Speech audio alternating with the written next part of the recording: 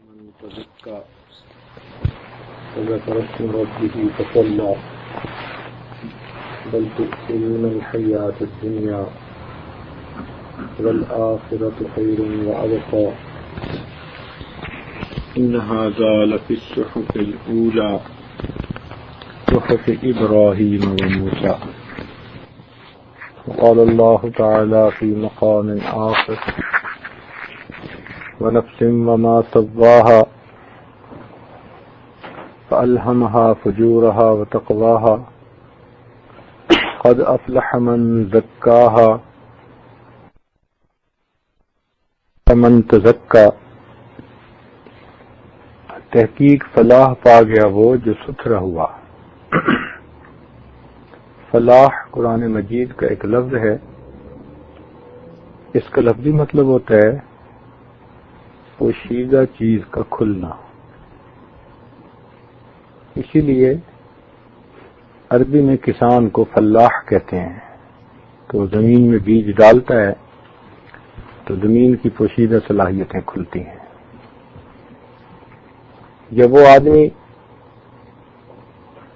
جس کے منہ کی کنسٹرکشن ایسی ہو کہ اس کے ہونٹ بند نہ ہو سکیں اور کھلے رہتے ہوں تو عربی میں کہتے ہیں رجل افلح، اس کے منہ کھلا رہتا ہے. اصطلاح میں فلاح کہتے ہیں کامیابیوں کے دروازوں کا کھلنا. ایسی کامیابی جس کے بعد ناکامی نہ ہو، ایسی عزت جس کے بعد ذلت نہ ہو، ایسی خوشی جس کے بعد غم نہ ہو، اس کو فلاح کہتے ہیں. اور فرمایا کہ یہ فلاح اس بندے کو ملے گی جو ستھرا ہوا.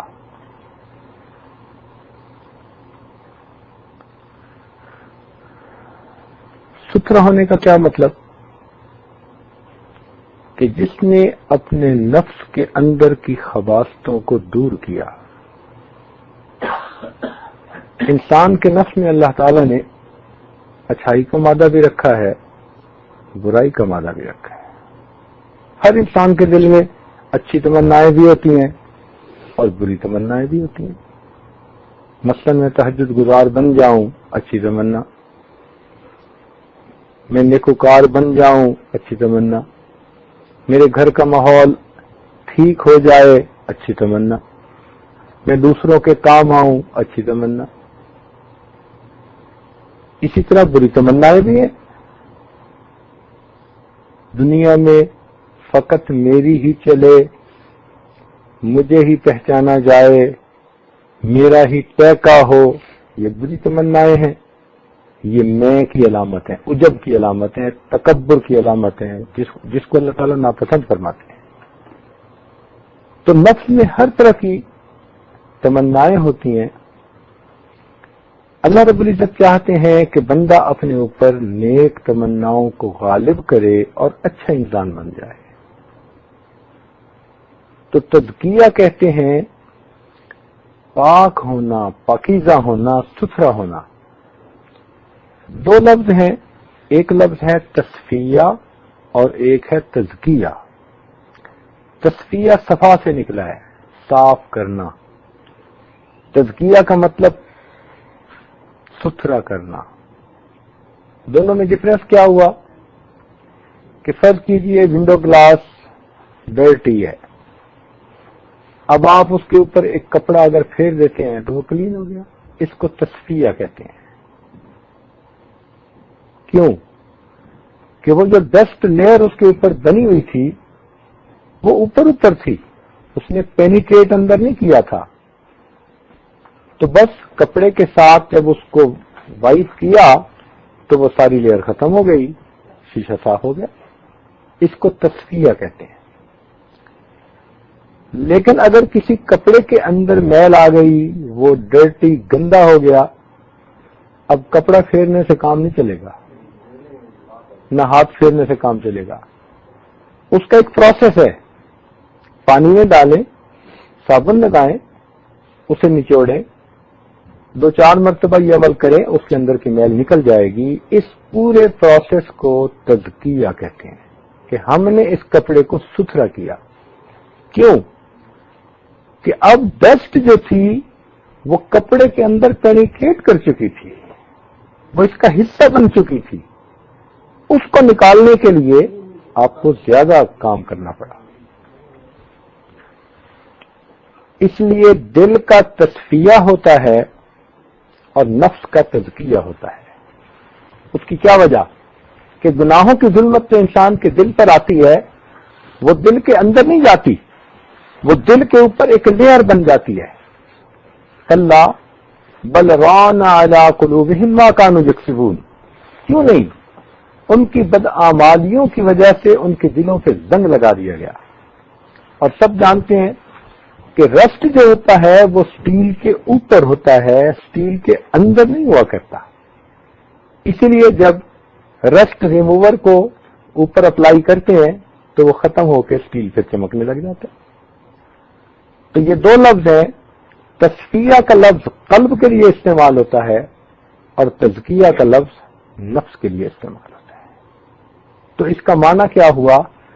نفس کو آلائشوں سے پاک کرنا، ستھرا کرنا، اس کو تزکیہ کہتے ہیں. یہ اللہ رب العزت کے نزدیک اتنا اہم ہے کہ اس کے ساتھ فلاح کو نفی کیا گیا. قرآن مجید میں 3 کام ہیں جن کے ساتھ فلاح کا کنیکشن جوڑا گیا. سب سے پہلے توبہ. ارشاد باری تعالی ہے وَتُوبُوا إِلَى اللَّهِ جَمِيعًا أَيُّهَا الْمُؤْمِنُونَ لَعَلَّكُمْ تُفْلِحُونَ. اب فلاح کا تذکرہ توبہ کے ساتھ. اور دوسری جگہ تزکیہ کے ساتھ فلاح کا تذکرہ قد افلح من تزکا. اور تیسرا نماز کے ساتھ فلاح کا تذکرہ قد افلح المؤمنون الذین هم فی صلاتهم خاشعون. تو یہ 3 کے ساتھ کنیکشن ہے. تو معنی کیا بنا؟ مفسرین نے لکھا کہ ان تینوں کے درمیان ایک آرڈر ہے. انسان توبہ کرتا ہے سب سے پہلے، یہ فلاح حاصل کرنے کا پہلا زینہ. پھر اس کے بعد اپنے من کی گندگیوں کو صاف کرتا ہے، یہ فلاح حاصل کرنے کا دوسرا زینہ. اب جا کر اس کو وہ نماز نصیب ہوتی ہے کہ جس نماز میں اس کو اللہ رب العزت کی حضوری نصیب ہوتی ہے، ایسی نماز پر اللہ رب العزت اس کو فلاح عطا فرماتے ہیں. تو جو انسان فلاح حاصل کرنا چاہے، پہلا سٹیپ یہ ہے کہ وہ سچی توبہ کرے گناہوں سے. دوسرا سٹیپ یہ ہے کہ وہ ایسی محنت کرے کہ من کے اندر کی گندگیاں صاف ہو جائیں. اب اس کو ایسی نماز نصیب ہوگی کہ جس نماز کے اندر یکسوئی ہوگی، حضوری ہوگی، جس نماز کے اندر وہ کیفیت ہوگی ان تعبد اللہ کأنک تراہ. تو اللہ کی عبادت ایسے کر جیسے تو اسے دیکھتا ہے. ابھی چند دن پہلے کی بات ہے، ساؤتھ افریقہ میں ایک صاحب کہنے لگے کہ حضرت 2 سال ہو گئے متواتر میں ہر دن کوشش کرتا ہوں کہ 2 رکعت بغیر دنیا کے خیالات کے پڑھوں. ہر دن میں ٹرائی کرتا ہوں اور صدق کے دل کے ساتھ ٹرائی کرتا ہوں، پورے 2 سال میں ایک دن 2 رکعت نصیب نہ ہوئی. تو یہ اتنا مشکل ٹارگٹ ہے کہ 2 سال ایک بندہ کنٹینیوسلی اس کے لیے اسٹرگل کرتا رہا کہ میں صرف 2 رکعت بغیر دنیا کے خیال کے پڑھوں، نہیں پڑھ سکا. میں نے انہیں کہا کہ بات یہ ہے کہ آپ اگر کسی رہبر، عالم، مرشد سے کچھ پتہ کر لیتے تو آپ کو 2 سال کا اتنا بڑا مجاہدہ نہ اٹھانا پڑتا. ایک ترتیب ہے. سب سے پہلے توبہ، پھر اس کے بعد تزکیہ نفس، پھر اس کے بعد مقام احسان. اگر آپ اس ترتیب کو بدلنا چاہیں گے تو آپ کو یہ کیفیتیں حاصل نہیں ہوں گی. آپ مجھے یہ بتائیے کہ آپ کی یہ تمنا اپنی جگہ کہ میں 2 رکعت ایسے پڑھوں، کیا آپ نے کبیرہ گناہوں سے توبہ کر لی؟ کہنے کا نہیں. تو جب ابھی توبہ کے سٹیپ پہ ہی آپ نہیں پورے اترے تو آپ حضوری کی نماز کیسے اللہ سے مانگتے ہیں؟ یہ تو ایسا ہی ہے کہ پہلا سٹیپ اٹھایا نہیں اور 3rd سٹیپ پہ آپ جانے کی تمنا کر رہے ہیں. تو فلاح کلی ملتی ہے اس بندے کو جو سچی توبہ کرے، پھر اپنے من کی گندگیوں کو صاف کرے، پھر ایسی عبادت کرے کہ جس عبادت کے اندر فقط حاضری نہیں حضوری نصیب ہو۔ آج تو نمازوں میں ہماری حاضری ہوتی ہے نا، کھڑے مسجد میں ہوتے ہیں، پہنچے ہوئے گلی کوچہ بازار میں ہوتے ہیں۔ اللہ تعالیٰ کیا فرماتے ہیں کہ ایسی عبادت، جس عبادت کو ایسے کرو کہ جیسے تم اللہ کو دیکھتے ہو، حدیث پاک کا مفہوم، ایسی عبادت مطلوب ہے۔ تو اس لیے فلاح حاصل کرنے کی تمنا ہر انسان کے دل میں، ہر انسان چاہتا ہے مجھے فلاح ملے۔ اب اس فلاح کے لیے ہم تزکیہ کیسے حاصل کریں، یہ آج کا ٹاپک ہے۔ ہم اپنے آپ کو ستھرا کیسے کریں، یہ نبی علیہ الصلوۃ والسلام کے بعثت کے مقاصد میں سے ہے۔ یہ نبی علیہ السلام جو تشریف لائے نا، تو آپ کے آنے کے آبجیکٹیوز جو قرآن پاک میں ایکسپلین کیے گئے، ان 4 آبجیکٹیوز میں سے ایک یہ ہے وَيُزَكِّيهِمْ، کہ آپ ان انسانوں کو ستھرا فرمائیں گے۔ یہ ان آبجیکٹیوز میں سے ایک میجر آبجیکٹیو ہے۔ سب سے پہلے فرمایا یتلو علیہم آیاتہ، آپ تلاوت فرمائیں گے، وَيُزَكِّيهِمْ، اور آپ ان کو ستھرا کریں گے، ان کا تزکیہ کریں گے۔ قرآن مجید میں حضرت ابراہیم علیہ السلام نے ایک دعا مانگی کہ اللہ میں نے بیت اللہ بنا دیا، اب عبادت کرنے والے کو بھیج دیجئے، مدرسہ بنا دیا، معلم کو بھیج دیجئے۔ چنانچہ اللہ رب العزت نے ان کی دعا کو قبول کیا، اور ان کی دعا کی وجہ سے نبی علیہ السلام دنیا میں تشریف لائے، اور آپ نے فرمایا کہ میں اپنے دادا ابراہیم علیہ السلام کی دعا کی قبولیت کے طور پر دنیا میں آیا۔ اب آپ صلی اللہ علیہ وسلم کے لیے جو انہوں نے دعا مانگی تھی نا، اس میں انہوں نے بھی 4 ہی آبجیکٹو پیش کیے تھے، یتلو علیہم آیاتہ وَيُعَلِّمُهُمُ الْكِتَابَ وَالْحِکْمَةَ وَيُزَكِّیہم۔ اور جب اللہ تعالیٰ نے نبی علیہ السلام کے آنے کے وجہ بتائی، تو وہی 4 باتیں اللہ تعالیٰ نے بھی ارشاد فرمائی، مگر ترتیب میں اللہ تعالیٰ نے تبدیلی فرما دی۔ تزکیہ کا لفظ ان کی دعا میں 4 نمبر پر تھا، اور جب اللہ رب العزت نے بیان فرمایا تو اس میں تزکیہ کا لفظ 2 نمبر پہ۔ یہ جو چینج ان آرڈر ہے نا، یہ ہمارے لیے ایک میسج ہے، یہ ایسے نہیں ہے، اس کے پیچھے کوئی ریئلٹی ہے۔ قرآن مجید اس قدر عجیب اور عظیم کتاب ہے کہ اس کا ایک ایک لفظ جہاں استعمال ہوا وہ ڈائمنڈ اور پرل کی طرح ہے، جس کو نتھی کر دیا گیا ہو اور جوڑ دیا گیا ہو۔ ہر لفظ بامانی، کوئی آگے استعمال ہوا، کوئی پیچھے استعمال ہوا، اس کی بھی ریزن ہے۔ اب اس کے پیچھے ریزن کیا ہے کہ اللہ تعالیٰ نے تزکیہ کے لفظ کو 4 جگہ سے اٹھا کے 2 جگہ پر ڈال دیا۔ اس کی میں آپ کو 1-2 مثالیں دے دوں تاکہ قرآن مجید کی عظمت آپ کے سامنے کھلے۔ قرآن مجید میں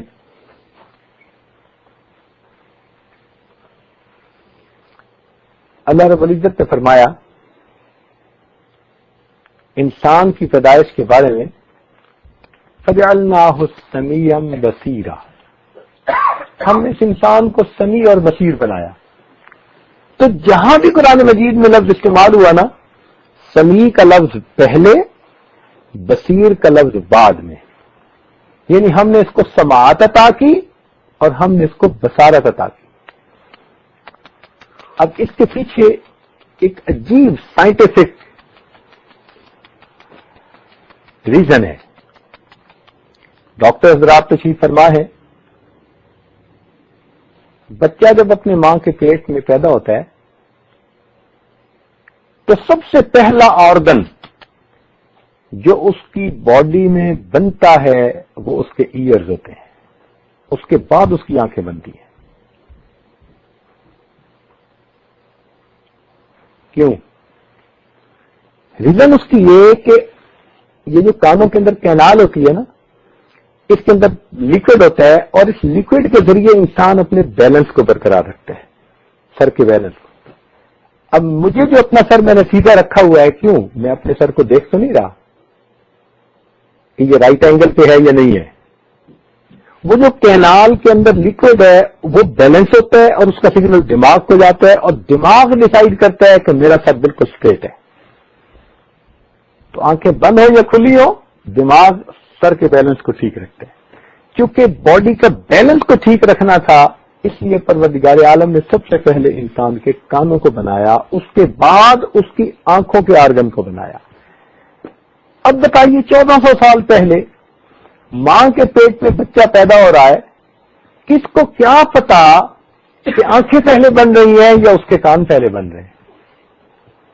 اللہ رب العزت اس وقت فرماتے ہیں فَجَعَلْنَاهُ سَمِيعًا بَصِيرًا، ہم نے اسے سمیع بنا دیا اور ہم نے اسے بصیر بنا دیا۔ ہم نے اسے سمیع بنا دیا اور ہم نے اسے بصیر بنا دیا۔ پہلے اسے سماعت عطا کی، پھر اسے بصارت عطا کی۔ تو دیکھو ان دونوں کے یہ جو آرڈر ہے، اس کا بھی ایک ریزن ہے اس کی بھی۔ اچھا اور دیکھیے، جب انسان ایک مکان بناتا ہے نا، تو سب سے پہلے اس کی بنیادیں کھڑی کرتا ہے اور پھر آخر پہ اس پر چھت ڈالتا ہے۔ اللہ رب العزت نے یہ جو کائنات یونیورس کی برتھ کا، تخلیق کا تذکرہ قرآن پاک میں فرمایا، تو اللہ نے زمین کا تذکرہ پہلے کیا، خلق الارض فی یومین، زمین کو 2 دنوں میں پیدا کیا، ثم استوى الی السماء، پھر اللہ عرش کی طرح آسمان کی طرف متوجہ ہوا۔ تو یعنی بنیادوں کا تذکرہ پہلے اور چھت کا تذکرہ بعد میں۔ لیکن جب انسان کسی مکان کو گراتا ہے تو اس وقت ترتیب ڈفرینٹ ہوتی ہے۔ وہ ترتیب کیا ہے کہ سب سے پہلے تو وہ جو لیمنرز ہوتے ہیں نا، الیکٹریکل کی فٹنگز ہوتی ہیں، ان کو اتارتا ہے کہ جی اس کو مکان کو گرانا ہے، فانوس اتار دیجئے۔ جب فانوس وغیرہ اتر جاتے ہیں تب پہلے چھت گرائی جاتی ہے، پھر دیواروں کو گراتے ہیں۔ تو اللہ تعالیٰ نے جہاں اس کائنات کو توڑنے کا تذکرہ کیا روز محشر، وہاں سب سے پہلے آسمان کے اوپر جو چاند، سورج اور ستارے ہیں ان کے توڑنے کا۔ اذا الشمس کورت واذا النجوم انکدرت، دیکھا یہ لیمینرز اتارے جا رہے ہیں، فٹنگز اتاری جا رہی ہیں۔ جب یہ فٹنگز اتر گئی تو اب چھت کی باری آئی، فرمایا اذا السماء انشقت، آسمان کو پھاڑ دیا۔ اب جب پھاڑ دیا تو پھر زمین کی باری آئی، وَإِذَا الْأَرْضُ مُدَّتْ وَأَلْقَتْ مَا فِيهَا وَتَخَلَّتْ۔ حیرت انگیز بات ہے کہ جس طرح کنسٹرکشن کی جاتی ہے بلڈنگ کی، جب زمین کے بنانے کا تذکرہ کیا زمین و آسمان کا، تو وہ آرڈر فالو کیا، اور جس طرح توڑا جاتا ہے جب توڑنے کا تذکرہ آیا تو اس آرڈر کو ایکسپلین کیا گیا۔ کیوں؟ یہ خالق کائنات کا کلام، اس کو پتا ہے۔ تو ایک ایک لفظ جہاں استعمال ہوا اس کی ریزن ہے۔ ایک مثال آپ سنیے، حضرت یوسف علیہ السلام کے قصہ میں انہوں نے خواب دیکھا کہ میں انی رأیت 11 کوكبا، 11 ستارے، والشمس اور سورج، والقمر اور چاند، رأیتهم لی ساجدین، میں نے دیکھا ہے وہ مجھے سجدہ کر رہے ہیں۔ اب ایک عام آدمی جب پڑھتا ہے نا تو اس آیت کے اندر پہلے ستاروں کا تذکرہ، پھر سورج کا تذکرہ اور پھر چاند کا تذکرہ، تو اس کو کوئی آرڈر صحیح نظر نہیں آتا ظاہر میں کہ بھئی اگر چھوٹے سے بڑے کی بات کرنی تھی ستاروں کا تذکرہ ہوتا، پھر چاند کا ہوتا، پھر اس کے بعد سورج کا ہوتا، اور بڑے سے چھوٹے کی کرنی تھی تو پہلے سورج کا کرتے، پھر چاند کا کرتے، پھر ستاروں کا کرتے۔ قرآنی ترتیب ڈفرینٹ ہے۔ کیا؟ پہلے ستاروں کا تذکرہ، پھر اس کے بعد چاند کا تذکرہ، اور پھر اس کے بعد سورج کا تذکرہ۔ لیکن اس کے اندر بھی ایک ریزننگ ہے، اور وہ کیا کہ اس خواب کے اندر انہوں نے یہ دیکھا تو تو اس خواب کی ایک حقیقت تھی، اور وہ کیا تھی کہ 11 ستاروں سے مراد ان کے بھائی تھے، اور سورج سے مراد ان کے والد تھے، اور چاند سے مراد ان کی والدہ تھی۔ لہذا یوسف علیہ السلام جب اپنے بھائیوں سے جدا ہوئے تو پھر ان سے جو سب سے پہلے ملے وہ کون تھے؟ 11 کوكبا، بھائی ملتے ہیں۔ پھر دوسرے نمبر پر کون آ کر ملے؟ والد آ کر ملے، اور تیسرے نمبر پر پھر کون آئی؟ والدہ سب سے آخر پہ آئی۔ اور اس میں بھی یہ مزہ تھا کہ جب ان کے سامنے سجدہ کیا تو یوسف علیہ السلام کے سامنے سب سے پہلے بھائیوں نے سجدہ کیا، پھر ان کے بعد والد نے سجدہ کیا، تیسرے نمبر پر پھر ان کی والدہ نے سجدہ کیا۔ تو دیکھو کئی سالوں کے بعد سجدہ ہونا ہے، لیکن خواب میں جو ترتیب ہے اس کے اندر بھی ایک ریزننگ ہے۔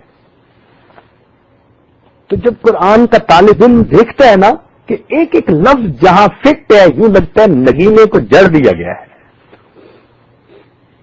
اب اس تناظر میں آپ سوچئے کہ تزکیہ کے لفظ کو جو چوتھی جگہ سے اٹھا کے دوسری جگہ ڈال دیا تو اس کا بھی تو کوئی سگنیفیکینس ہے۔ یہ اس کی امپورٹنس کی دلیل ہے کہ یہ اتنا اہم کام ہے، اپنے من کو صاف کرنا، اندر کی علائشوں، اندر کی گندگیوں کو دور کرنا، یہ انسان کے لیے بہت اہم ہے۔ ایمفیسس اس پر پلیس کرنے کے لیے اس کے آرڈر کو چینج کر دیا تاکہ پتہ رہے کہ یہ کتنی اہم بات ہے۔ اب یہ جو تزکیہ ہے یہ ہم میں سے ہر بندے پر ضروری، ہر بندے پر ضروری۔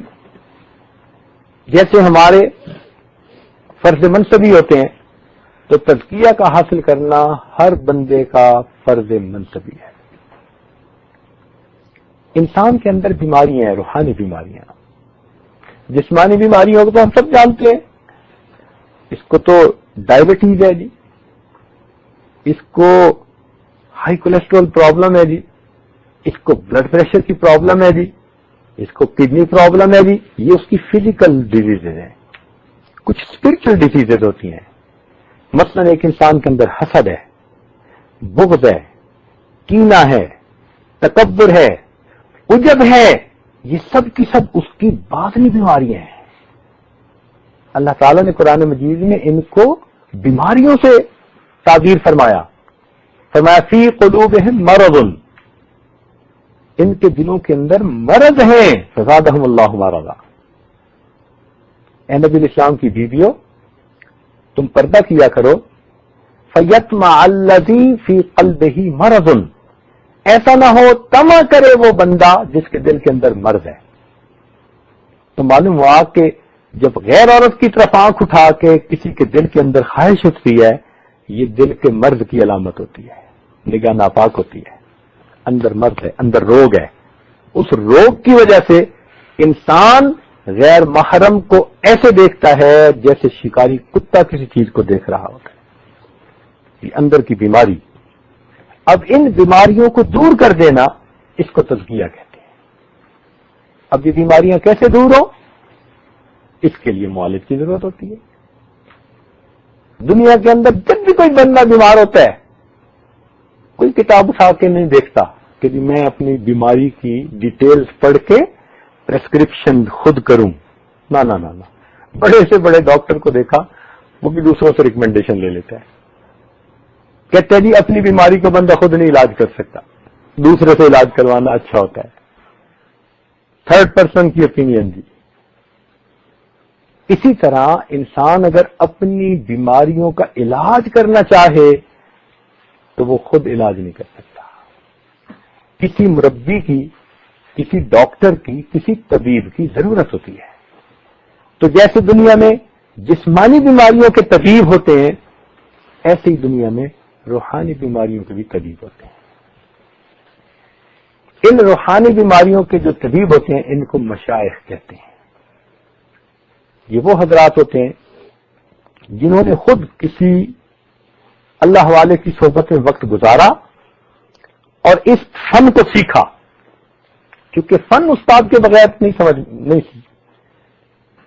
کوئی دنیا کا بندہ یہ نہیں کہہ سکتا کہ جی میڈیکل نالج سارا کا سارا کتابوں میں موجود ہے، اب یونیورسٹی میں استادوں کے پاس جانے کی کیا ضرورت ہے؟ کہیں گے نہیں میاں تمہیں استادوں سے کورس کرنا پڑے گا. اور مزے کی بات یہ ہے کہ آپ یونیورسٹی سے کورس کر بھی لیں, آپ کو پیشنٹ کو کوئی نہیں ہاتھ لگانے دے گا, کہیں گے میاں ہاؤس جاب کرو. ہاؤس جاب کا کیا مطلب؟ تجربہ کار ماہر ڈاکٹروں کی نگرانی میں کچھ وقت گزار کے دیکھو, تب اس کو سرٹیفائی کرتے ہیں کہ اب یہ مریضوں کو چیک کر سکتا ہے.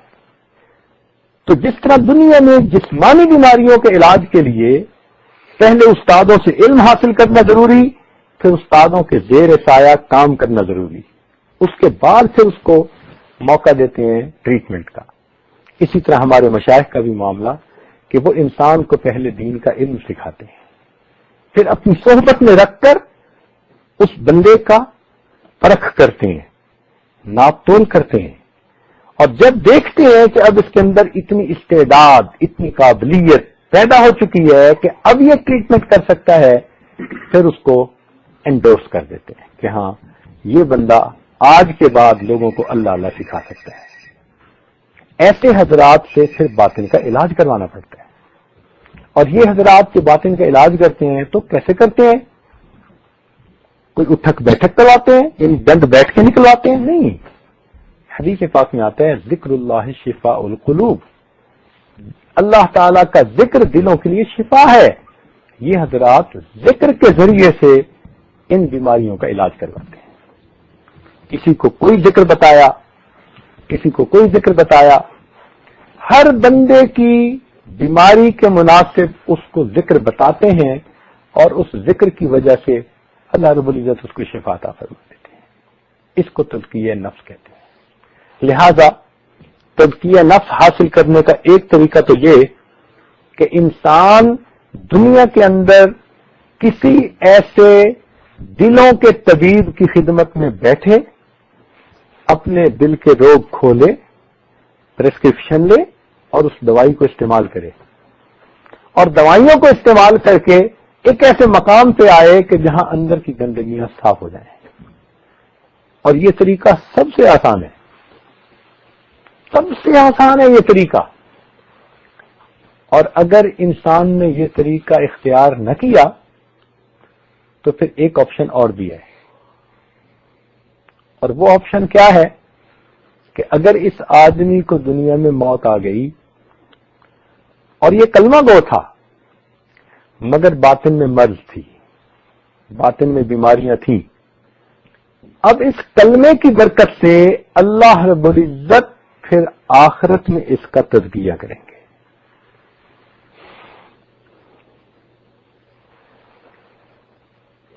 وہ کیسے؟ کہ یہ انسان جب قبر کے اندر جائے گا نا تو قبر میں جاتے ہی اس کا تزکیہ شروع ہو جائے گا کہ یہ دنیا میں تو اپنا تزکیہ کر کے آیا نہیں ہے کلمہ گو, اور کلمہ گو کو تو جانا ہے جنت میں, اور جنت میں جانے کے لیے کنڈیشن ہے کہ انسان تزکیہ یافتہ ہو. قرآن مجید کے الفاظ ہیں وَذَلِكَ جَزَاءُ مَن تَزَكَّىٰ, اور جنت بدلہ ہے اس بندے کے لیے جس نے تزکیہ حاصل کیا. تو یہ کنڈیشن ہے, اس کے بغیر کوئی بندہ جنت میں انٹر ہو نہیں سکتا. یہ قانون قدرت ہے, دنیا میں نہیں دیکھتے. آپ حج اور عمرے کے لیے ویزا لینے جائیں, سعودی ایمبیسی والے موٹے موٹے لفظ لکھ کر بتائیں گے کہ جناب جانے سے پہلے کولرا اور میننجائٹس کے ٹیکے لگوائیے ورنہ آپ کو وہاں سے واپس کر دیا جائے گا. کیوں؟ کنڈیشن ہے ان کی کہ اس بیماری والا بندہ ہمارے ملک میں نہیں انٹر ہو سکتا, اور لوگوں کو وہ فالو کرنا پڑتا ہے. ہمارے ایک دوست پچھلے دنوں سلیکٹ ہوئے ایمریٹس میں انجینئر کے طور پہ, بہت قابل آدمی, بہت قابل آدمی. اللہ کی شان کہ جب سب ہر چیز طے ہو گئی, سینکڑوں اپلیکینٹس میں سے اس کو انہوں نے چنا اور ہیرو بندے کو چنا, تو ان کی ریکوائرمنٹ تھی کہ اپنی میڈیکل رپورٹ پیش کرو. جب میڈیکل رپورٹ پیش کی تو اس کا ہیپیٹائٹس سی ڈائگنوز ہوا. جیسے ہی ہیپیٹائٹس سی کا پتہ چلا ان کے ڈاکٹر نے اس بندے کو اسٹریٹ اوے ریجیکٹ کر دیا. اس نے مجھے فون کیا, بڑا اس وقت دکھی تھا کہ دیکھو ایک بیماری کا پتہ چلا، ایک اتنی اچھی آپشن ہاتھوں سے ضائع ہوئی. تو اس وقت اس نے تو جو کہا تو کہا، میری آنکھوں میں آنسو آ گئے. میں نے کہا اے اللہ، ان کو آپ نے دنیا کے ملک کا اختیار دیا ہے اور یہ دنیا کے بادشاہ فیصلہ کر چکے ہیں ہمارے ملک میں وہ آ سکتا ہے جو ایسی کرونک ڈیزیز سے پاک ہو. تو آپ تو کائنات کے مالک ہیں. آپ کا یہ فیصلہ اب سمجھ میں آیا کہ جنت پاک لوگوں کے رہنے کی جگہ ہے، قانونی قدرت ہے، وہاں وہ داخل ہو سکے گا جو باطن کی کرونک ڈیزیز سے پاک ہو کر رہے گا. تو تزکیہ لازم ہے، دل کے کانوں سے سن لیجئے، اس کے بغیر کوئی بندہ جنت میں نہیں جا سکے گا. اب اس کے حاصل کرنے کے دو راؤٹ ہیں. ایک راؤٹ تو یہ کہ دنیا کے اندر انسان اپنی خوشی کے ساتھ، سہولت کے ساتھ کسی اللہ والے سے تعلق جوڑے، اس کی ہدایات کے مطابق شریعت و سنت والی زندگی کو اختیار کرے، حتیٰ کہ دل کی بیماریاں دور ہو. یہ بندہ جیسے ہی دنیا سے جائے گا، کیونکہ تزکیہ ہو چکا، اب اسٹیٹ اوے گیٹ پاس موجود ہے، سیدھا گرین کارڈ، جاؤ بھائی جنت میں. اس کے لیے جنت کے دروازے، اس کی قبر کو اللہ جنت کا باغ بنا دیں گے، ادھر سے ہی اس کو جنت کے مزے. اور اگر اس بندے کو موت آ گئی اور اس نے تزکیہ حاصل نہیں کیا ہوا مگر کلمہ گو ہے، اب اللہ تعالیٰ اس کا آخرت میں تزکیہ فرمائیں گے. آخرت میں تزکیہ کیسے ہوگا؟ جہنم ایک ہاسپٹل کا نام ہے. سمجھانے کے لیے یہ بات عرض کر رہا ہوں. اللہ تعالیٰ وہاں پر اس بندے کو داخل کر دیں گے. چنانچہ جب کوئی بندہ مرتا ہے نا، ہاسپٹل میں جانے کے لیے سب سے پہلے ایمرجنسی روم میں لے کے جاتے ہیں. اور ایمرجنسی روم میں کیا ہوتا ہے کہ وہاں پر سٹاف ہوتا ہے، وہ اس سے بہت ہی بریف سی ہسٹری لیتے ہیں، پھر کیا ہوا، اور فوراً ٹریٹمنٹ شروع کر دیتے ہیں اور کہتے ہیں بھائی بڑے ڈاکٹر آئیں گے، وہ آپ کا پورا کیس اسٹڈی کریں گے اور پھر وہ ریکمینڈیشن دیں گے کہ آپ کو کس وارڈ میں داخل کرنا ہے. یہ فیصلہ وہ آ کے کریں گے. اس وقت تک ہم آپ کو یہ ٹریٹمنٹ دے رہے ہیں. بالکل اسی طرح قبر آخرت کے ہاسپٹل کے ایمرجنسی وارڈ کی طرح ہے. جیسے ہی بندہ قبر میں جائے گا نا، دو فرشتے سٹاف آ جائیں گے اور آتے ہی کوئک کوشچن 3 پوچھیں گے، من ربک، من نبیک، ما دینک. کتنے چھوٹے سوال ہیں، اور ان 3 کوشچنز کے پوچھنے سے ان کو پتہ چل جائے گا کہ یہ کیسا تھا، اور وہ فوراً ٹریٹمنٹ شروع کر دیں گے. قبر کے اندر اس کو ٹریٹمنٹ دی جائے گی. حدیث پاک میں آتا ہے سب سے پہلی ٹریٹمنٹ تو یہ کہ قبر کی دیوار اس کو دبائے گی. Physio therapy. یہ تھراپسٹ سامنے بیٹھے ہیں نا، درد ہوتی ہے نا جب کسی جگہ دباتے ہیں اس کو ٹکا کے، تو قبر بھی اس کو دبائے گی. مگر کیسے دبائے گی؟ حدیث پاک میں فرمایا ادھر کی پسلیاں ادھر گھس جائیں گی، ایسے دبائے گی قبر. اور پھر کیا کرتے ہیں ایمرجنسی والے؟ وہ پھر انٹراوینس انجیکشن لگا دیتے ہیں. کہتے ہیں جی اب مریض کو ڈراپ بائی ڈراپ یہ ملتا رہے گا جب تک ڈاکٹر نہیں آتا. قبر میں بھی اسی طرح حدیث پاک میں فرمایا ایک اژدہا، پائتھن متعین کر دیا جائے گا، اور وہ پائتھن اس کو بائٹ کرے گا، اور بائٹ کر کے اس کے اندر انجیکٹ کر دے گا اپنی پوائزن کو، اور وہ قطرہ قطرہ گیا. جب اس کی درد جو ہے وہ ختم ہوئی، پھر وہ پھر بائٹ کرے گا، پھر بائٹ کرے گا. وہ جیسے دنیا میں ڈراپ بائی ڈراپ انجیکشن جا رہا ہے نا، یہ قدرت کا انٹراوینس انجیکشن ہے. یہ اس کو ڈراپ بائی ڈراپ مل رہا ہے. تب تک ملے گا قیامت کے دن تک. اور قیامت کے دن یہ طبیب اعلیٰ پروردگار عالم کے سامنے کھڑا کر دیا جائے گا.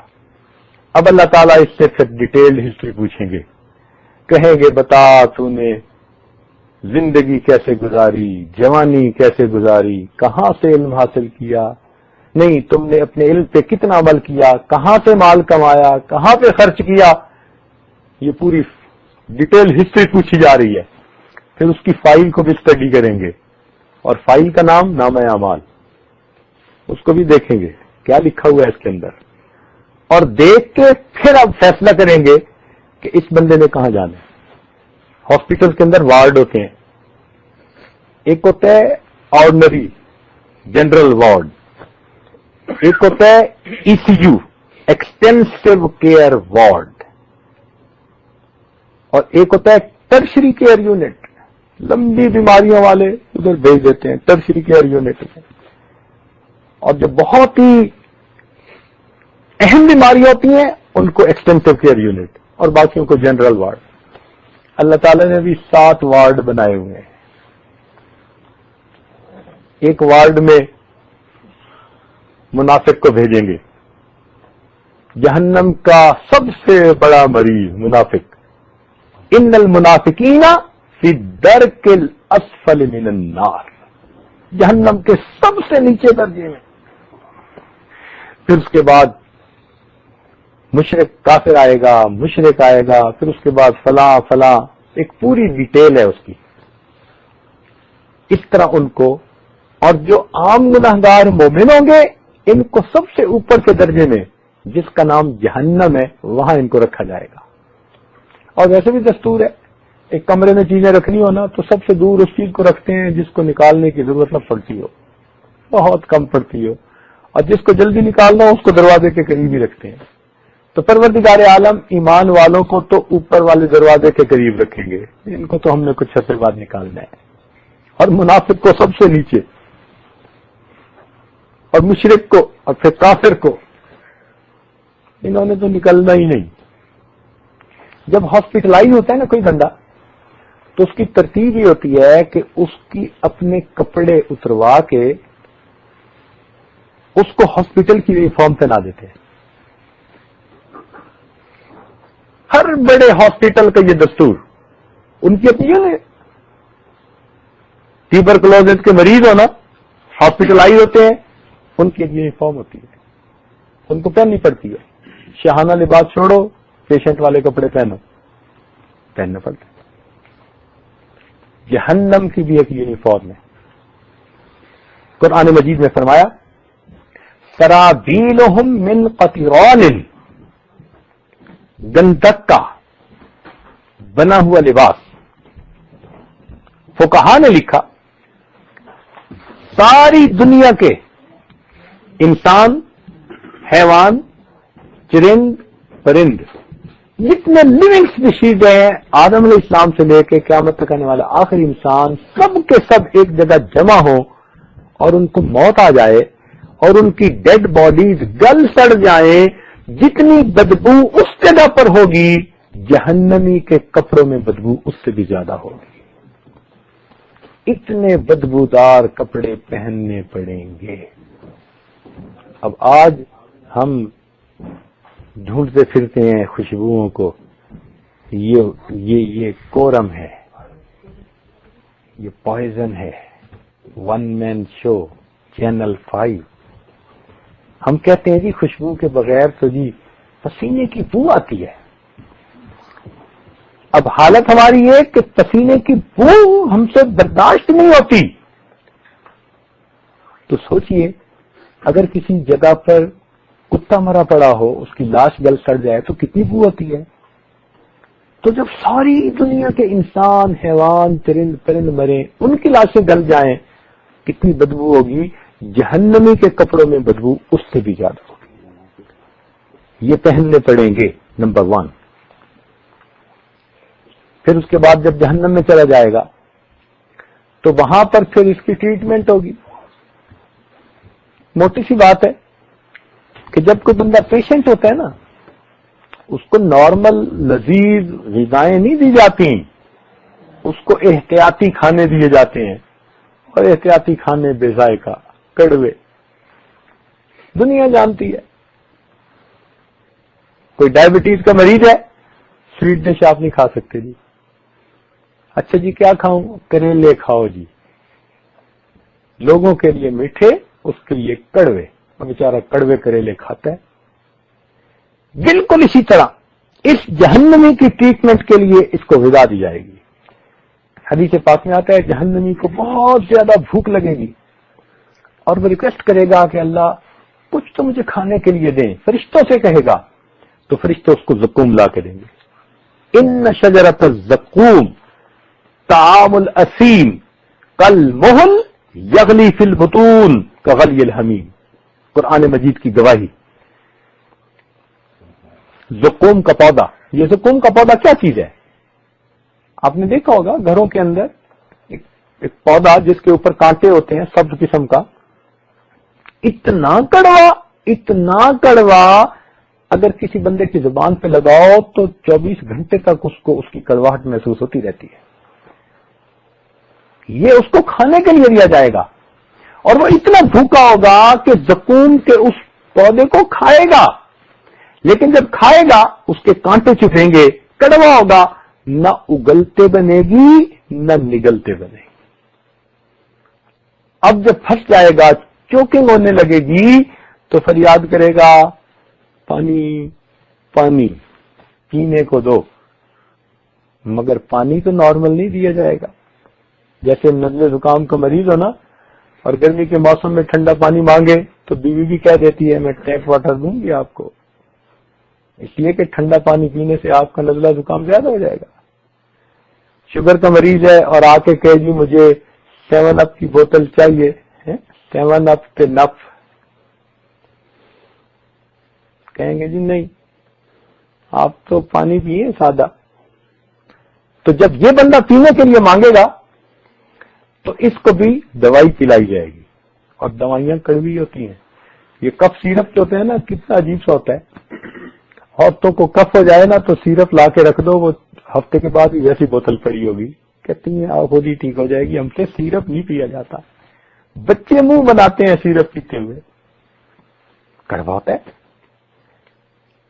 اب جب یہ بندہ پینے کے لیے مانگے گا تو اس کو بھی پھر ایسا ہی پینے کے لیے دوائی دی جائے گی، اور اس دوائی کا نام قرآن مجید میں کیا بتلایا؟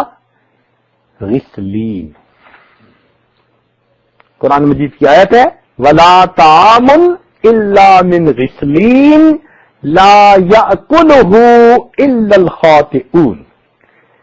غسلین کی تفسیر یہ بتائی گئی کہ جہنمی لوگوں کے زخموں سے جو خون اور پیپ بہے گی فرشتے اس کو جمع کریں گے، اور جب پینے کے لیے وہ مانگیں گے تو یہ خون اور پیپ ان کو پینے کے لیے دیا جائے گا. آج پیپ کی بدبو آدمی برداشت نہیں کر سکتا، جہنم کے اندر پیے گا. پنجابی میں کہتے ہیں کاڑا، بنفشہ، زوفا بنفشہ پلاتے ہیں نا حکیم لوگ، کڑوی چیزیں پلاتے ہیں. حکیم لوگ کہتے ہیں جی خون جو ہے نا جی وہ خراب ہو گیا ہے کہ اس کے پھوڑے زیادہ بنتے ہیں، اس کو کڑوی چیز کھلاؤ. وہاں بھی غسلین کھلائیں گے. تیرا خون بھی خراب تھا، تجھے بھی دنیا میں مستیاں سونگتی تھیں، تو بھی بدمستیاں کرتا تھا، سنتا ہی نہیں تھا کسی کی، تجھے احساس ہی نہیں تھا کہ میں نے بھی اللہ کے حضور پیش ہونا ہے. اچھا اب تیری ذرا ٹریٹمنٹ کرتے ہیں، تجھے غسلین پلاتے ہیں، اس غسلین کو پیے گا. اللہ اکبر کبیرہ.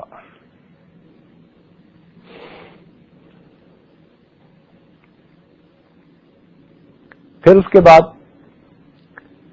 جس بندے نے زکات نہیں دی ہوگی اس کی اسپیشل ٹریٹمنٹ ہوگی، اور وہ کیا کہ اس کو سونے چاندی میں کنورٹ کر کے اس کے بار بنا دیں گے لمبے لمبے، اور ان کو جہنم کی آگ میں گرم کریں گے، اور جب اچھی طرح سرخ ہو جائیں گے نا فَتُقْوَى بِهَا جِبَاهُهُمْ وَجُنُوبُهُمْ وَظُهُورُهُمْ، داغیں گے، فرمائیں گے هَذَا مَا كَنَزْتُمْ لِأَنفُسِكُمْ، یہ تو جوڑ جوڑ کے رکھتا تھا، زکات دینی مشکل تھی تیرے لیے، فَذُوقُوا مَا كُنتُمْ تَكْنِزُونَ، چکھو مزہ ذرا.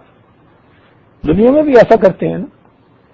یہ ڈاکٹر لوگوں کے پاس ایک پلاسٹک کی ربر کی بوتل ہوتی ہے، کہتے ہیں جی گرم پانی اس میں ڈالو اور ذرا چوٹ لگی ہے فلاں لگی ہے ذرا اس کے اوپر گرم پانی کی ٹکور کرو. یہ آخرت کی ٹکور ہے جو گرم سلاخوں سے کی جائے گی بیماری کو دور کرنے کے لیے. اور کچھ لوگ ایسے ہوں گے کہ جو دنیا میں دوسرے لوگوں کے دلوں کو دکھ دیتے ہوں گے، دوسروں کے دل جلاتے ہوں گے، کہتے ہیں نا جی میں نے ایسی بات کی سڑتا ہی رہے گا. اب ایسے دوسروں کے دل کو جو تکلیف دینے والے ہوں گے نا، ان کے لیے اسپیشل ٹریٹمنٹ، ایک سیکشن علیحدہ بنایا گیا، اور اس سیکشن کا نام ویل ہے. فرمایا ویل لکل ہمزۃ لمزہ، ویل ہے ہر اس بندے کے لیے جو عیب جو ہو اور عیب گو ہو. عیب جو کا کیا مطلب؟ لوگوں کے عیب چننے والا. کئی ہوتے ہیں نا، انہوں نے بس دوربینیں فٹ کی ہوتی ہیں دوسروں کے عیبوں پہ، زوم کر کر کے دیکھ رہے ہوتے ہیں، ہاں اس میں یہ برائی، اس میں یہ برائی، اس میں یہ برائی. ایسے لوگ جو ہوتے ہیں نا، یہ عیب جو کہلاتے ہیں. اور کچھ ایسے ہوتے ہیں کہ ان کو کسی کی کوئی بات کا پتہ چل جائے، اس کو پھر کمیونٹی میں اسپریڈ کرتے ہیں، پھیلاتے ہیں. ٹیلی فون سے ایک ایک گھنٹہ ڈیٹیل سے کمنٹس ہو رہے ہیں، باتیں ہو رہی ہیں، اچھالا جا رہا ہے لوگوں کی عزتوں کو. یہ عیب گو.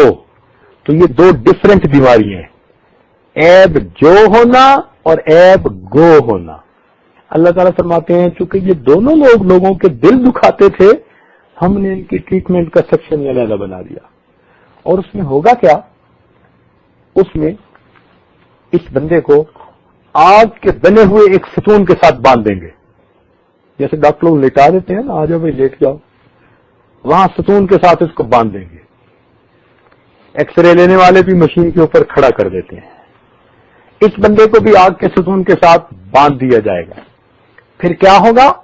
اس سیکشن کی جو آگ ہوگی، اس آگ کے انگارے اچھلیں گے اور سیدھا اس بندے کے دل کے اوپر آ کر لگیں گے. دنیا میں جیسے لیزر گائیڈڈ راکٹ نہیں ہوتے، بالکل پورے اپنے ہدف کے اوپر جا کر لگتے ہیں، وہ انگارے بھی لیزر گائیڈڈ راکٹ کی طرح ہوں گے، اڑیں گے. نار اللہ الموقدہ، سنیے اللہ کا قرآن.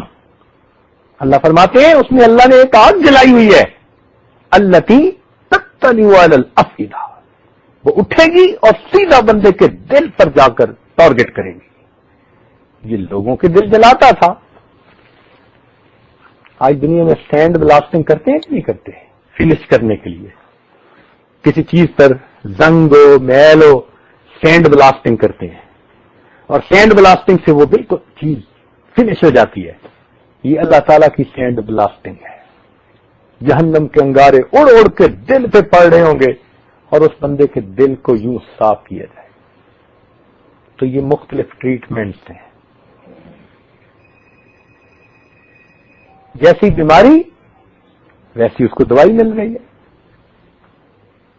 اب جیسے چھوٹے چھوٹے کمروں میں ہاسپٹل میں رکھ دیتے ہیں، کوئی کنالوں کی کوٹھیاں تو نہیں نہ ہوتی، چھوٹے چھوٹے کمرے ہوتے ہیں. جہنم میں بھی کمرے الوکیٹ کر دیں گے. اتنے چھوٹے کمرے ہوں گے، اتنے چھوٹے کمرے ہوں گے، مکانن ضیقن، قرآن مجید میں تنگ مکان ہوں گے.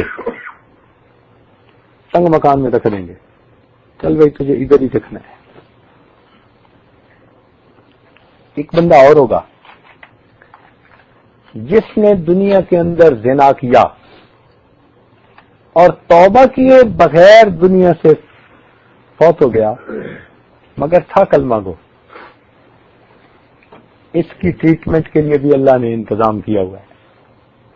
شیخ عبدالقادر جیلانی رحمۃ اللہ علیہ غنیۃ الطالبین میں لکھتے ہیں، فرماتے ہیں کہ جہنم میں غار ہے، اس غار کے اندر جو اسپیشلی ایسے پیشنٹ کے لیے بنایا گیا، اس بندے کو دھکا دے دیں گے اور اس کا دروازہ بند کر دیں گے. اور وہ فرماتے ہیں کہ اس غار کے اندر بچھو ہوں گے، اور وہ بچھو اس بندے کے جسم پر اس طرح چڑھ دوڑیں گے جس طرح شہد کے چھتے پہ شہد کی مکھیاں آتی ہیں.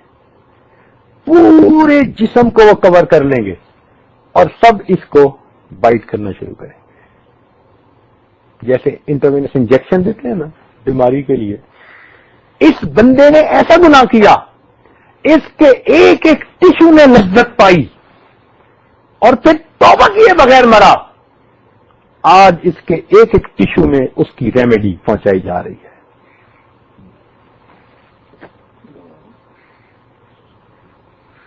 سوچئے کہ جہنم میں پھر انسان کے ساتھ کیا معاملہ ہوگا۔ ہم ناز نخرے کے پلنے والے دنیا میں دھوپ کی گرمی سے آئیں اور گھر میں یخ کولڈ آئس کولڈ ہمیں بوٹل نہ ملے، ہمیں چین نہیں آتا۔ ہم سے دھوپ کی گرمی برداشت نہیں ہوتی، ہم سے جہنم کی گرمی کہاں برداشت ہو۔ ذرا نمک اوپر نیچے رہ جائے بیوی سے، اس بیچاری کی کم بختی۔ اب جہنم کے اندر زکوم کھانا پڑے گا۔ چائے میں میٹھا کم ہو، کافی میں میٹھا کم ہو، کہتے ہیں جی کہ نہیں اور میٹھا لاؤ۔ کم میٹھے والی چیز نہیں پی جاتی، اور وہاں پر کیا پیئیں گے؟ غسلین پیئیں گے۔ اللہ اکبر، یہ تزکیہ بڑا مشکل ہوگا، بڑا مشکل ہوگا۔ لا یموت فیہا ولا یحیا، نہ موت آئے گی نہ وہ زندہ رہے گا۔ دعوا ہنالک ثبورا، معافیاں مانگے گا اللہ، موت دے دے، مر جاؤں اس سے بہتر ہے۔ کہیں گے لا تدعوا اليوم ثبورا واحدا وادعوا ثبورا کثیرا، ایک موت نہ مانگو، کئی موتیں مانگو۔ تم دنیا میں سنتے نہیں تھے کسی کی؟ ہمارے پیغمبر اسلام تشریف لائے، پھر ان کے نائب علماء صلحاء تمہیں اللہ کی طرف بلاتے رہے، تم کہانی نہیں دھرتے تھے، اب آئے ہو قابو کے نہیں۔ اور جب بندہ سفیشینٹ سزا پا لے گا، انف پنشمنٹ، پھر اللہ رب العزت دیکھیں گے ہاں مناسب سزا مل گئی۔ اب جب مناسب ٹریٹمنٹ مل جاتی ہے تو پھر اس کو ڈسچارج کر دیتے ہیں۔ اللہ تعالیٰ بھی ایسے گناہگار مومن کو ڈسچارج کر کے پھر اس کو جنت بھیج دیں گے، پھر وہ جنت جائے گا۔ لیکن کیا ہماری اتنی اوقات ہے کہ ہم ایسا عذاب برداشت کر سکیں؟ اب جنت جانے کے دو راستے ہیں۔ ایک راستہ یہ ہے کہ دنیا کے اندر اپنی سہولت اور اپنی کنوینئنس کے اوپر ہم اللہ کا ذکر کریں، نماز پڑھیں، تلاوت کریں، نیکی کریں، اور اپنی روحانی بیماریوں کا علاج کر کے تزکیہ حاصل کریں۔ اگر ہم نے دنیا میں یہ ٹریٹمنٹ حاصل کر لی تو پھر کیا ہوگا کہ جیسے ہی موت آئے گی مومن کے لیے جنت کے دروازے کھول دیے جائیں گے، اور اگر دنیا میں حاصل نہ کی تو پھر جہنم میں ہوگا۔ اس لیے فرمایا کہ تین بندے ایسے ہوں گے، مشرک، منافق اور کافر، لا یکلمہم اللہ یوم القیامہ، اللہ قیامت کے دن ان سے کلام نہیں کرے گا، ولا یزکیہم، اور قیامت کے دن اللہ ان کا تزکیہ ہی نہیں کرے گا، ان کو ستھرا ہی نہیں کرے گا۔ جیسے آج کینسر کا مریض ہوتا ہے نا، یہ HIV پازیٹو، تو ہاسپٹل والے بھی کہہ دیتے ہیں جی اب گھر جاؤ، کوئی ٹریٹمنٹ نہیں ہے، یہاں رہنے تو بے شک رہو، ہم دیتے رہیں گے ٹریٹمنٹ، لمبا کام ہے۔ اسی طرح مشرک، منافق اور کافر، یہ تین ایسی بیماریاں ہیں کہ جہنم میں ان کے لیے کوئی ٹریٹمنٹ نہیں۔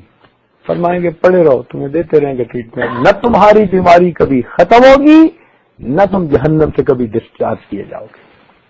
خالدین فیہا ما دامت السماوات والارض، اللہ فرماتے ہیں ہمیشہ ہمیشہ وہ جہنم کے ہاسپٹل میں رہیں گے، ان کی بیماری لا علاج تھی۔ تو اب ہم نے اللہ کی رحمت سے اور اس کے فضل سے کلمہ تو پڑھا، یہ ہمارا کمال نہیں، یہ اس کمال والے کا کمال ہے، یہ اس اللہ کی رحمت ہے، اس اللہ کی مہربانی ہے، اس نے توفیق عطا فرما دی۔ ہم اللہ پہ قربان جائیں، اس کی رحمتوں پر، اس کی عنایتوں پر ہم اس کا شکر ادا کریں۔ اور دوسرا قدم یہ ہے کہ ہر بندہ اپنے آپ سے اچھی طرح واقف ہے، بل الانسان علی نفسہ بصیرہ ولو القی معاذیرہ، انسان اپنے آپ سے خبردار ہوتا ہے، دوسروں کے سامنے جو مرضی بہانے کرتا پھر، تو ہمیں اپنی حالت کا ہر ایک کو پتہ ہے۔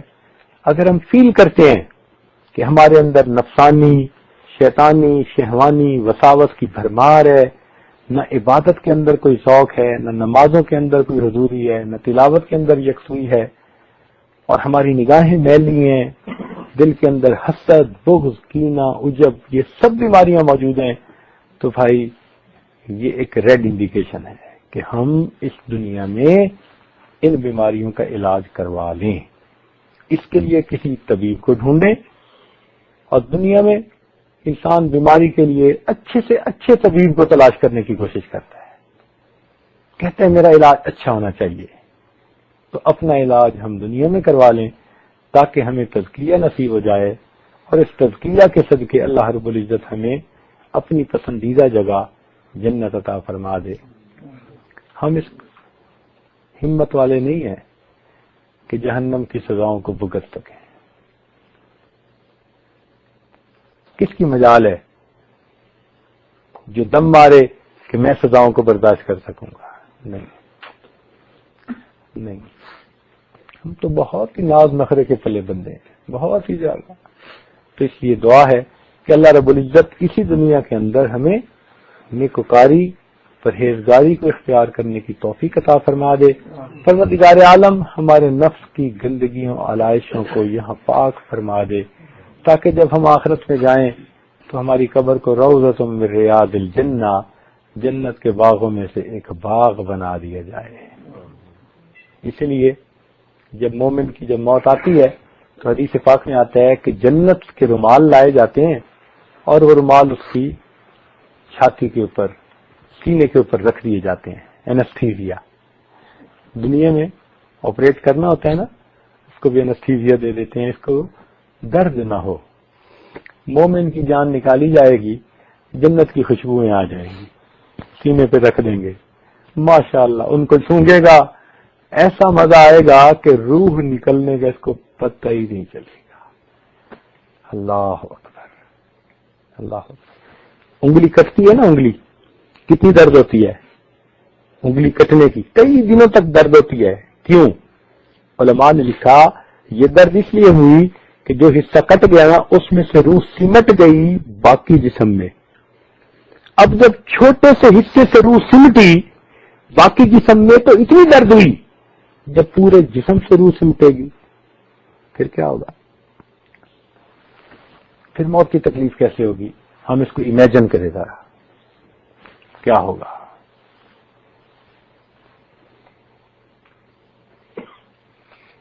تو اللہ رب العزت ہمیں سمجھ عطا فرمائے تاکہ ہم اس اہم کام کو پہلی فرصت پہ کریں اور دنیا کے اندر اللہ کی یاد والی زندگی گزار کے اپنے مالک، اپنے خالق، اپنے پروردگار کو راضی کریں.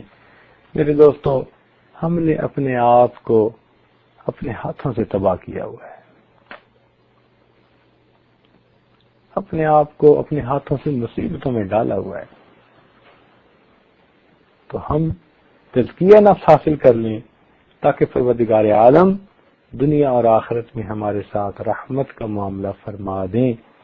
فرمایا قد افلح من تزکا، تحقیق فلاح پا گیا وہ جو ستھرا ہوا. ہم اللہ تعالیٰ سے دعا کرتے ہیں وہ ہمیں ستھرا فرما دے. اچھا، یہ ستھرا ہونا ہمارے بس میں نہیں ہے،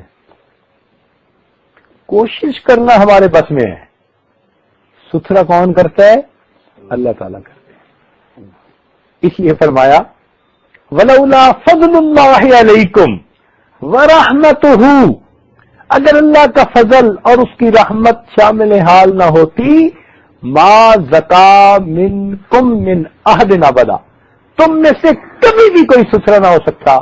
ولکن اللہ یزکی من یشاء، اللہ جس کو چاہتا ہے ستھرا کر دیتا ہے. تو ستھرا اللہ تعالیٰ کرتے ہیں. تو پھر ہمارا یہ جو کوشش کرنا ہے اس کا کیا مطلب؟ علماء نے لکھا ہے، علماء نے لکھا کہ اس کی مثال ایسے ہے کہ چھوٹے بچے کو باپ ادھر کھڑا کر دیتا ہے اور کھڑا کر کے کہتا ہے بیٹا میری طرف آؤ،